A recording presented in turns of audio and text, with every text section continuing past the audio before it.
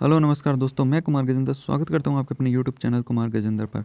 तो फ्रेंड, जैसा कि आप जानते हैं 9 फरवरी का आज आपका एग्ज़ाम हुआ है। वो सभी क्वेश्चंस मैंने आपके सामने लाने का प्रयास किया है और डेली अपडेट लेकर के आता हूं। जो भी आपका डेली एनालिसिस मैथ के लेकर के, रीजनिंग का लेकर के, जी के जीएस जो भी होता है, तो आप जाकर के सभी क्वेश्चंस को प्लेलिस्ट में देख सकते हैं।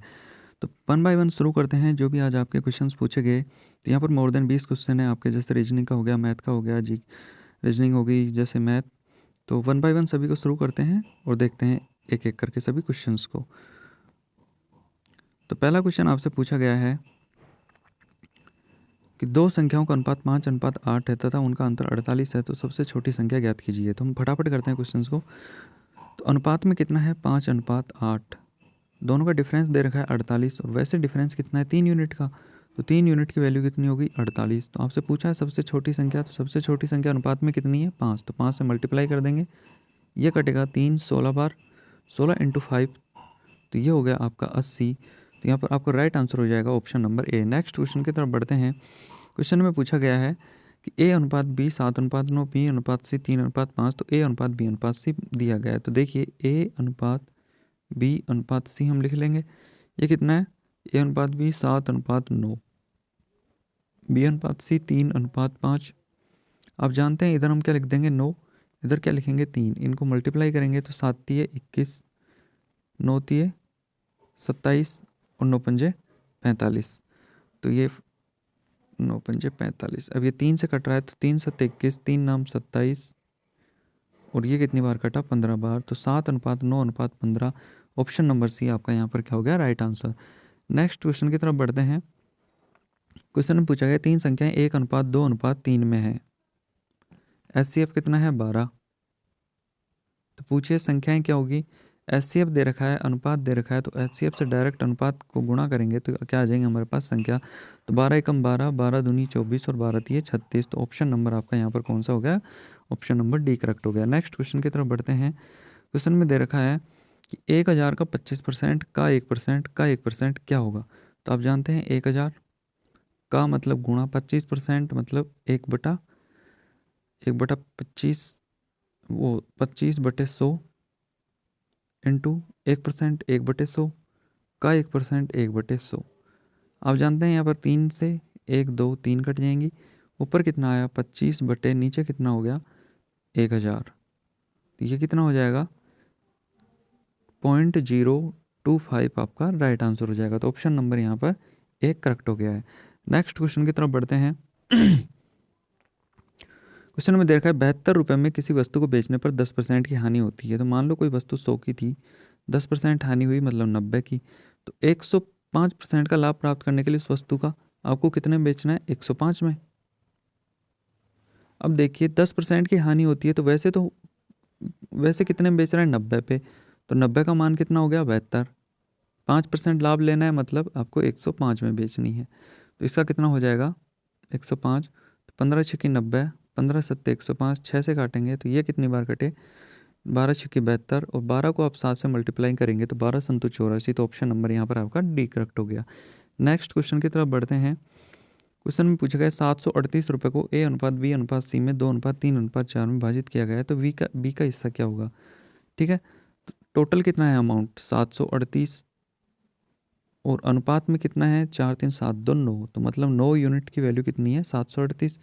तो 1 यूनिट बराबर कितना हो गया? 738/9। आपसे पूछा है बी का हिस्सा कितना होगा, तो बी का कितना है? 3। तो इसको आप 9 से काटो, तो 9 अट्ठे 72, 1 9 दूनी 18, 3 से 82 को मल्टीप्लाई करेंगे तो 3 दूनी 6 और 3 अट्ठे 24 मतलब 246। तो ऑप्शन नंबर आपका यहाँ पर बी करेक्ट हो गया। नेक्स्ट क्वेश्चन की तरफ बढ़ते हैं। क्वेश्चन में दे रखा है 18 वस्तुओं का क्रय मूल्य 16 वस्तुओं के विक्रय मूल्य के बराबर है, तो लाभ हानि।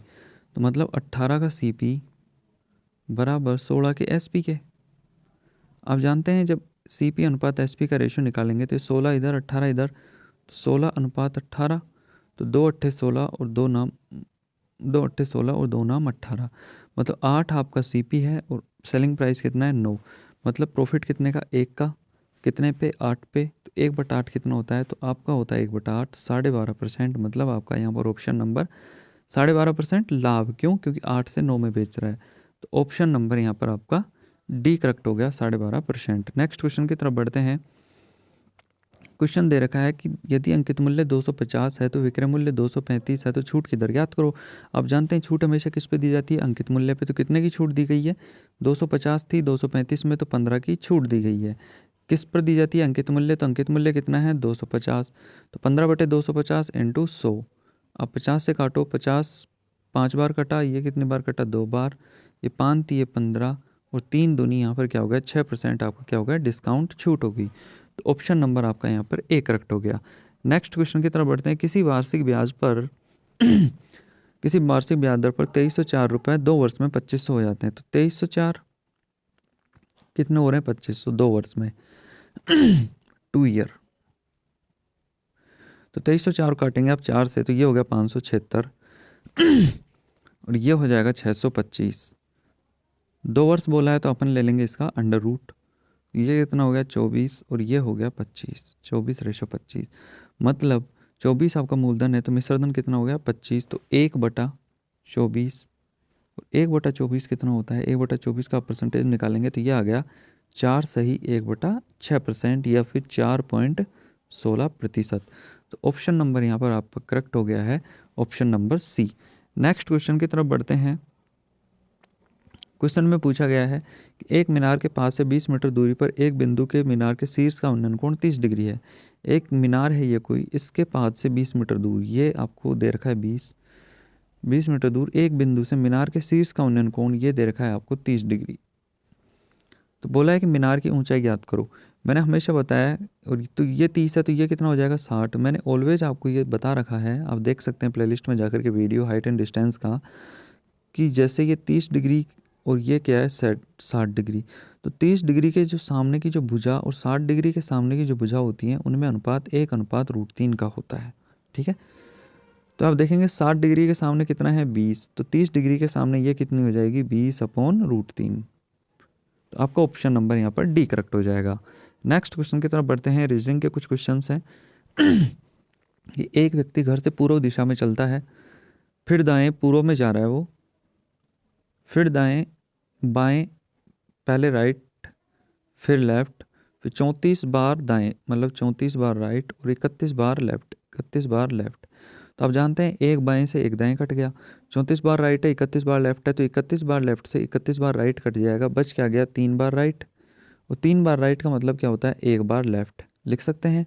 तो पूर्व में जा रहा है तो हम इसको 1 बार लेफ्ट कर देंगे, तो ये लेफ्ट में हो गया। अब ये मतलब 1 बार लेफ्ट चला जाएगा तो वह किस दिशा में जा रहा है, तो पूर्व से 1 बार लेफ्ट, पूर्व से 1 बार लेफ्ट वो किस दिशा में हो जाएगा, उत्तर डायरेक्शन हो जाएगी आपकी नॉर्थ। तो ऑप्शन नंबर यहाँ पर आपका बी करेक्ट हो गया। क्वेश्चन में दे रखा है कि राम बाएं किनारे से 24वें स्थान पर है तथा दाएं किनारे से 17वें स्थान पर है, तो पंक्ति में कुल व्यक्तियों की संख्या है। तो राम बाएं किनारे से ये राम है, कौन से स्थान पर है 24वें पर, तथा दाएं किनारे से 17वें स्थान पर, और दाएं से कौन से स्थान पर है 17वें पर। तो पूछा है कुल व्यक्तियों की संख्या 17 + 24 कितने हो गए 41। बट हमें -1 क्या करना पड़ेगा, क्योंकि बाएं किनारे से और दाएं किनारे से राम को कितने बार काउंट किया है 2 बार, तो -1 आपका यहाँ पर आंसर हो जाएगा 40। तो ऑप्शन नंबर यहाँ पर आपका बी करेक्ट हो गया। नेक्स्ट क्वेश्चन की तरफ बढ़ते हैं। क्वेश्चन दे रखा है कि 4:10 पर दर्पण प्रतिबिंब क्या होगा। आप जानते हैं दर्पण प्रतिबिंब निकालने के लिए 11:60 में से हम जो भी ये आपको टाइम दे रखा है 4:10 माइनस करेंगे, तो 11 में से 4 गए तो कितना हो गया 7, और ये कितना हो गया 7:50। तो ऑप्शन नंबर यहाँ पर आपका डी राइट आंसर है। नेक्स्ट क्वेश्चन की तरफ बढ़ते हैं। निम्न में से कौन सा लीप वर्ष है। जब आपको सेंचुरी वर्ष दे रखे हों तो आपको क्या करना है 400 से डिवाइड करना है। तो यहाँ देखेंगे आप 400 से डिवाइड कौन हो रहा है, तो ये 2000 हो रहा है, तो 2000 आपका क्या हो गया लीप वर्ष। उम्मीद करता हूँ वीडियो आपको पसंद आया होगा, और ऐसे ही एनालिसिस देखने के लिए ज़बरदस्त जो भी मैं आपको करवाता हूँ आप हमारे चैनल को सब्सक्राइब कर सकते हैं। यदि वीडियो आपको पसंद आया तो वीडियो को लाइक कीजिए और वीडियो को ज़्यादा से ज़्यादा शेयर कीजिए और हमारे चैनल को सब्सक्राइब कीजिए। वीडियो देखने के लिए थैंक यू सो मच।